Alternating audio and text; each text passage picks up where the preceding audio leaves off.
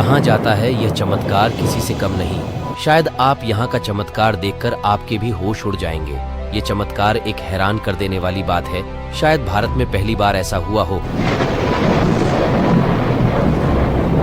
इतना तो हम भी मानते हैं कि आजकल चमत्कार तो हर जगह होता है, पर ऐसा चमत्कार कहाँ देखा है हमने। बस इसी चमत्कार को देखने के लिए हम इस मंदिर में जा पहुंचे। इतना तो हम भी मानते हैं कि बागेश्वर धाम जैसा चमत्कार हमें आज तक कहीं नहीं देखने को मिला, पर हनुमान जी तो हर जगह हैं। तो बस इसी के सहारे हम उस मंदिर में चमत्कार देखने के लिए पहुंचे। मन में तो हमें ऐसा फील हो रहा था जैसे जैसे चमत्कार है ही नहीं, लेकिन जो हमने आंखों के सामने देखा वह किसी चमत्कार से कम नहीं। यहाँ पहुंचने के बाद हमें तो शमशान घाट जैसे नजर आया। वहां का एक पेड़ तो पूरा का पूरा सूखा था। हमें तो लगा रहा था यहाँ चमत्कार है या भूतों का नजारा। हनुमान जी के पास एक शिवाजी का भी मंदिर है, पर यहाँ तो हनुमान जी का चमत्कार है। ऐसा माना जाता है कि हनुमान चालीसा का पाठ करने से भूत और पिशाच भाग जाते हैं और लोगों का डर भी धीरे धीरे दूर हो जाता है, और यह कुछ हद तक सही है। लोग अपने कष्टों से छुटकारा पाने के लिए हनुमान चालीसा और बजरंग बाण का पाठ करते हैं। हमने इतना सुनने के बाद हमने फिर भी हार नहीं मानी। हमने कहा तो हर जगह संभल है, ये तो हर जगह संभव है। इतना तो मान ही लेते हैं कि भूत प्रेत भाग जाते हैं हनुमान चालीसा पढ़ने से। लेकिन यहाँ देखने के बाद चमत्कार कुछ अलग ही है। या तो इस पेड़ में भूतों की साया है, या तो सचमुच का हनुमान जी का ही चमत्कार है। हमें लोगों से पता चला है कि यहाँ भूतों का चमत्कार ज्यादा होता है। यदि इस गांव में कोई घटना घट जाए तो वहां पर हनुमान जी बचाने आ जाते हैं। हमें इतना सुनने के बाद हमें यकीन नहीं होता। फिर हमने सोचा लोगों के बारे में हम और जान लेते हैं। आखिर किन किन लोगों के साथ ऐसी घटना घटी है कि हनुमान जी खुद बचाने आ जाते हैं। मेरा नाम प्रहलाद है और मैं यूपी का रहने वाला हूँ। ये बात है 19 अप्रैल 2023 की। पवन तनय संकट हरण मंगल मूर्ति रूप, राम लखन सीता सहित हृदय बसहु सुरभूप। एक रात मैं अपने पास के दूसरे शहर के अंदर बारात में गया हुआ था।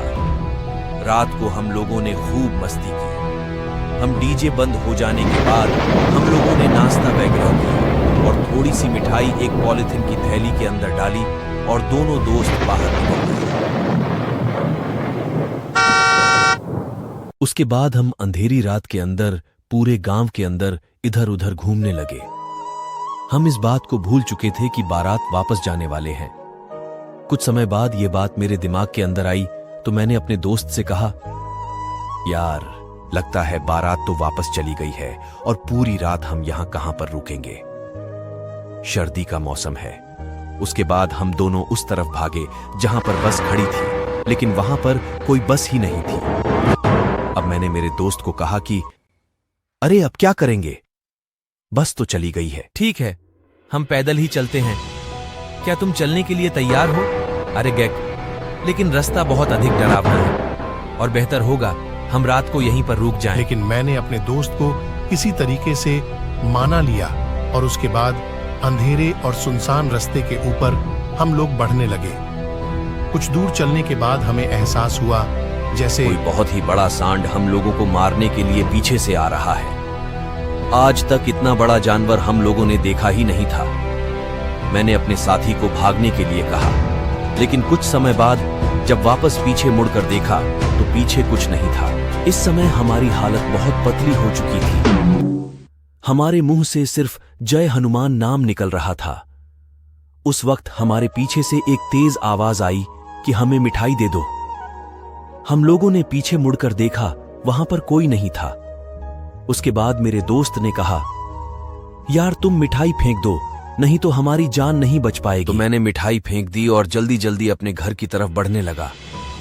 मन से हनुमान जी का नाम ही निकल रहा था। 2 घंटे बाद ही हम अपने घर पहुंचे और उस रात नींद नहीं आई। सुबह उठे 2 यार दोस्तों से इस घटना के बारे में बताया तो दोस्त हैरान होकर बोले कि यार उस रास्ते के ऊपर बेहद ही खतरनाक शहीद रहता है और वह काफी साल पुराना है। किसी ने उसको यहाँ पर मार दिया था। ये राजा महाराजा के जमाने की बात है और रात को यदि कोई वहां से गुजरता है तो वह उसे मौत के घाट भी उतार देता है और यहाँ पर कई अन्य लोग भी मरे हुए मिले हैं। उसी समय हम यह समझ चुके थे कि यह हनुमान जी का चमत्कार है और उनके चमत्कार के बिना यह संभव नहीं हो सकता था। यह बात है सन 2023 की। रात को रूकमणि देवी किसी घर से गीत गाकर आई थी। रूकमणि के घर के पास में ही एक कोना पड़ता है, वहां पर एक प्रेतनी रहती थी और जब रूकमणि गुड़ लेकर आई तो वह उसके साथ हो गई। रूकमणि ने बताया कि उसको उस वक्त बहुत ही ठंडी हवा का एहसास हुआ था। जैसे ही रूकमणि ने घर के अंदर इंटर किया, उसको किसी छोटे बालक ने जोरदार घर से बाहर धक्का दिया और उसके बाद रूकमणि यह समझ चुकी थी कि कुछ गड़बड़ है। उसने बालाजी का नाम लेना शुरू कर दिया और फिर अपने हाथ में मौजूद गुड़ को बाहर फेंक दिया। उसके बाद हाथ पैर धोए और घर के बाहर मंदिर के अंदर हाथ जोड़े। इसी तरीके की एक अन्य घटना का उल्लेख करके रूकमणि ने बताया कि उसकी बहू मोहिनी को एक बार गांठ हुई थी।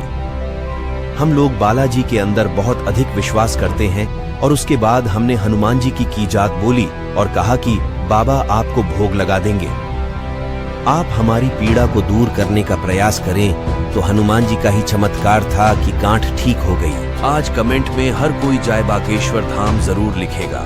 ऐसा नहीं कि बजरंगबली श्री हनुमान अलग अलग है, हनुमान जी तो एक ही है। जोर से कमेंट में बोलो जय बागेश्वर धाम।